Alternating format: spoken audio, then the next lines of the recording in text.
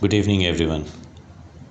I know that many of you might be busy with their work, year ending, March ending, and also with their families, with their children, because there may be children who are having their upcoming examinations. But I must tell you that we all spy on each other. We all are like spy agents in real life. So let us understand how.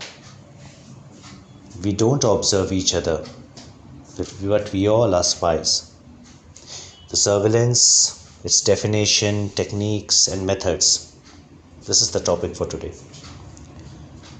There are three types of surveillances known as direct, reconstructive, and reconstructive.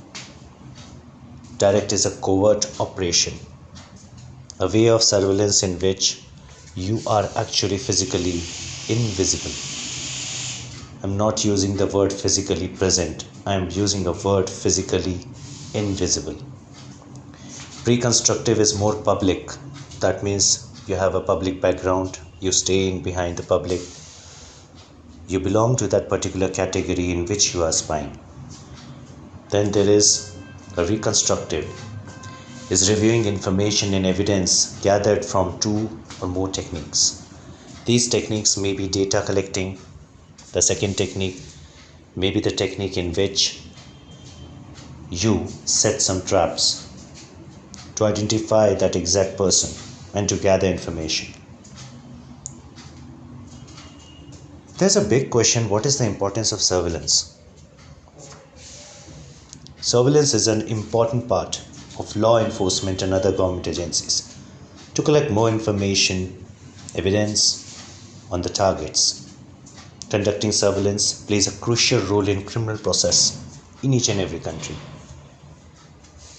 To avoid any kind of conflict and any kind of danger towards our family, we also do surveillance, like setting up of CCTV cameras, recordings, then spy cameras, then observing the daily browsing list and browsing history of our children's in their mobiles, keeping a close eye on our spouses, what they are doing, where are they. Likewise, women generally call their husbands and ask, where are you? What are you doing? Husbands usually say, wherever you are going, just remember you have to return back around 6 p.m. before sunset. These are some constructive, reconstructive, and covert kind of operations in our daily life we do. But we never observe it. We never realize that each and every one of us is like a spy who is spying every activity around us within our family or outside our home. I must say that lesson summary about some transcripts. We usually construct some kinds of transcripts, or we go into the details of some analogies and some details regarding their historical backgrounds. Let's take a case history. Many of my friends who are listening this may be having an arranged marriage. Arranged marriages actually performed by parents for their kids. And whenever you choose a bride or a groom, you find each and every detail about the background of that particular person. This is also a kind of surveillance. This is also a kind of spying. This is also a kind of collecting data, where they are working, whom they belong, what kind of family status they are having, what kind of family background they are having. This is a very unique case history each and every family does. Usually we ask the person who brings the relationship a new bonding for our bride or groom that he's a good boy or she is a good girl. We find each and every information before getting them into a bond of marriage. So this is the first case, very common case. We never observe this. As a teacher, I have observed this. Since many years I have seen this practically in various families, in various religions, in various castes. So this is also a kind of surveillance which we never observe closely. We just ignore it. When law enforcement agencies and government entities want to gather information about crime, detect to prevent crime or investigate crimes which have already taken place, they take the help of the departments which are expert in this. We have a department in India known as RAW, Research and Analysis Wing. There's a kind of motto of RAW: winning a war without fighting. That means it's not necessary every time to win a war and to fight, and it's also not necessary that every time you should fight to win a war. The person who wins the war has the information. With that information, they can judge the next move of their enemies or their opponents. Same, we also do. Let's take an example of students. Before examination, they go 5 or 6 years, last 5 years or 6 years of paper. They study those papers, they gather information, what kind of questions are repeated, what kind of answers we need to write, what is the course change, how the teachers check, what is the mentality of teachers. This is all surveillance. This is all known as gathering information. Gathering information is a kind of surveillance. Why we install cameras? Because we gather information. We gather the location. We gather the information regarding those persons who are visiting, who are observing our house. We observe their body language. We observe the way they speak. We observe the way the things they carry with them. Same students also do. So students also surveillance. They surveillance for 5 to 6 years of paper to find the exact method of tackling their upcoming papers. This is also a kind of surveillance. This is also a kind of technique of surveillance. When there were cars being broken into the neighborhood or office, we gather the information through the colonies which are installed with CCTV cameras, or we are having some CCTV cameras outside our house for exterior surveillance. Why we do all these things? To catch the culprit. When we catch the culprit, we need evidence. Because without evidence, you cannot point a finger on a single person. I always say to my students, if you don't have an proper information, you will lose the game. If you want to win the game, you must have the information from past, present, and a prediction related to your future. Then only you can win the game. Then only you can get good marks. Then only you can get good grades. Then only you can get good admission in reputed colleges. This is all known as a part of surveillance. This is all known as part of planning. This is all known as part of gathering information. This is known as the power of information. If we say alternatively, instead of using law enforcement, sometimes people use private detectives. What are these private detectives? They are the private investigators. They have a license, they hold a license, and they have various surveillance methods and techniques which are adapted by the agencies. It's an information that all these agencies, which are private investigators, some of them are previous employees of various agencies like crime investigation departments, Central Bureau of Investigation. They are sometimes retired or they are sometimes physically unfit, so they are actually said by the government that you cannot work, take your that much of amount which you have worked and you can be relieved from the association. They use that same training and same technique for the common people by taking a proper fees from them. In return, they provide the valuable information, data, and collect the surveillance evidences. Reconstructive surveillance is a contrast. You know why did I term this word contrast? Contrast we always use in televisions, photographs, mobiles, laptops, various other fields. Use of evidence left behind in the crime scene is a reconstructive event. You know, whenever there is a crime, the crime investigation department or the concerned authorities or agencies actually come over there and they reconstruct the same sequence by analyzing the evidences which are left behind. These evidences are collected and they are studied. On that base, they prepare a reconstructive theory. That theory may be of two parts, one parts, or maybe several. But the best thing is that reconstructive theories help them to track the unknown evidence which are not actually present over there. That's the best part. That's the theory of reconstructiveness. Let's take an example. If one of my friend has played a game with me by snatching my job, how would I identify that why my boss has suspended me or terminated me from the job?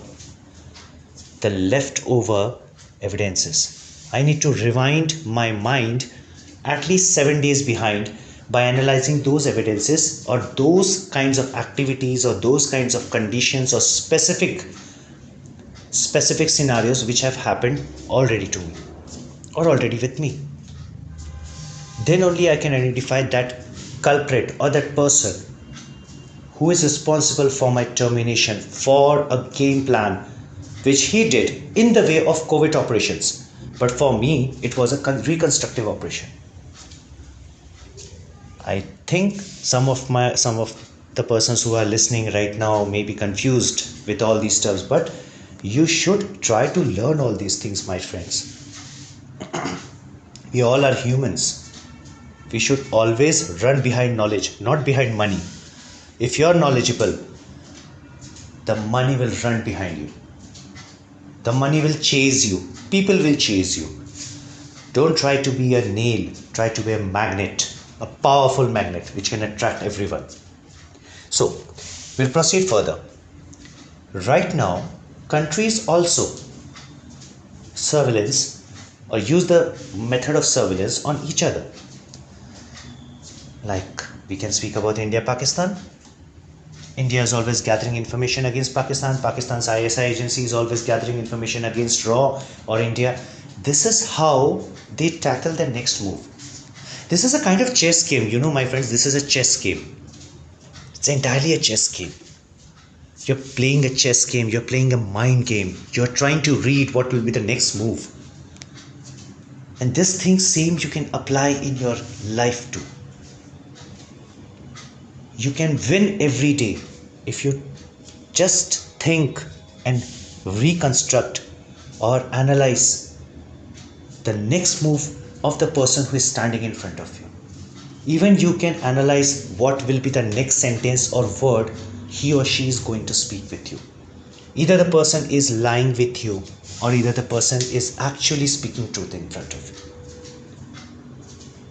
This is a very, very interesting fact. Daily I do this. You know, whenever I visit to my class, I actually don't start teaching immediately. I first stand very quietly and observe everyone. I observe their data. What was the last data which I observed in the previous class yesterday? And what is the right present data in front of me which I am observing? You have to analyze all these things within seconds so that you can understand whether the student is really actually present physically in your class or he or she is present physically and mentally both in your class. In this way, you can also help out some of my friends who are in marketing. Marketing has a very simple principle. If the person is interested in you, it will give you some signals regarding its body language. Like if he or she is not sitting in cross legs, so that means that person is interested in listening to you. If the person is in conversation with you for 20 minutes, minimum 20 minutes, the 21st minute you will crack a deal, because that person will start believing in you. You're building a rapport with him. And building rapport is playing with its mind, trying to control its mind, try to read its mind. Business is all about relations. Before the meeting, before this 20-minute of meeting, you were not friends. But if you are presentable and if you speak on point, after 20 minutes, you will be the best buddies in the world. And this best buddiness will give you lots and lots of business. Same thing I do with my students. When I teach them, I try to capture their mind. I try to control their mind. I try to rule their mind. When you start ruling their mind, they start surrendering in front of you. Once they start surrendering in front of you, you are winning every castle in every minute, in every word, in every sentence, in every gesture which you are giving in your class. This is the way how we deal with our bosses in marketing. Our gesture, our nature, way of speaking, way of confidence. You must have always observed whenever you just visit in the cabin of your boss, the boss never tells you to sit immediately.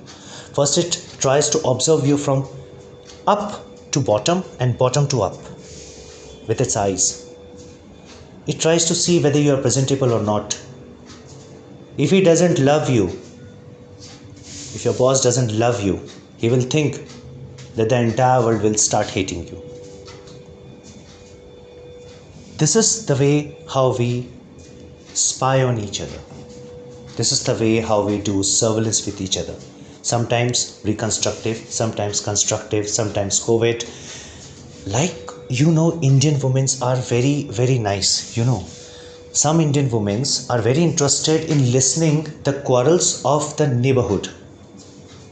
Not every Indian woman, but 90% of the women have a hobby to listen the quarrel from the other house. They feel really nice, they are very happy, and they start working in the kitchen like Superman or Spider Woman, or I must say Supergirl, because they like that particular acts, they like that particular voices. So whenever she's listening something from the neighborhood, that is also a kind of surveillance. That is also a kind of gathering information. So this is the thing which we need to understand. This is a very complex topic. I've just mentioned you the 3 types. There are almost 42 types of surveillance, 42 types of gathering information. There are various ways of surveys also. The surveys also give you the surveillance data. And this data helps you to understand what exact move you should make to control the situation. So these were some of the case studies, the normal general case studies which I mentioned you, which we never observe these very closely. But from today onwards, try to observe these. These are very interesting and very logical also. This will make you an individual spy in your own world. You can create the world in which you can rule. You can control everything. You can change everything. You can assume everything. You can predict everything. You can finalize everything. And you can win over everything. With this thought, I am not going to take this podcast too long because many of you are not having so much of time. You are all busy. But thanks for listening me, and it's possible. Try to apply in your own life and see the miracles. These miracles, I have no words to express it. You can feel only when you will try to do it. Thank you. Bye bye.